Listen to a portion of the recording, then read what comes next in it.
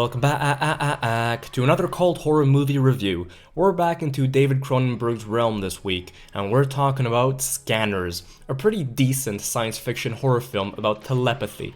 But just before we get going, you guys obviously know the drill by now. If there's a cult horror movie you'd like me to review, just leave me a comment down below. And don't forget to like this video and subscribe to never miss out on another bad movie review every Friday and cult horror movie review every Tuesday. What I like about the movies of Cronenberg is that, even for the time, the plots were more complex than most of the other films back then.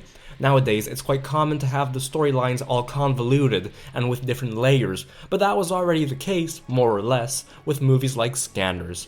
The movie opens up with a homeless guy named Cameron, who later gave off a bit of a Benedict Cumberbatch vibe, who turns out to have psychic abilities.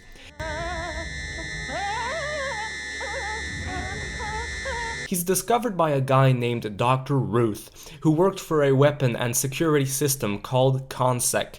They use people called scanners for their own purposes. Scanners in the movie refers to people with special telepathic capabilities. By concentrating hard enough on something specific, the scanners can make other people do things against their own will. Dr. Ruth finds out that there's a secret underground group of rebel scanners led by a powerful guy named Derek, and so basically ConSec sends Cameron over to fight and defeat Derek.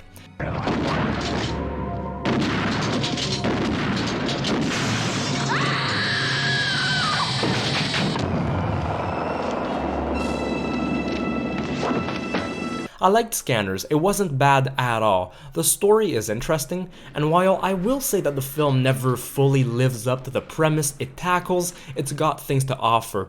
There was a good enough balance of mystery, science fiction, and Cronenberg's classic body horror. If some feel that the film didn't fully embody the story and didn't fully live up to the intriguing ideas, which was my case, that's because the production was quite messy. Cronenberg called this one of his most frustrating movies he's ever had to make, because it was rushed into production without the script ever being finished or have an ending to it.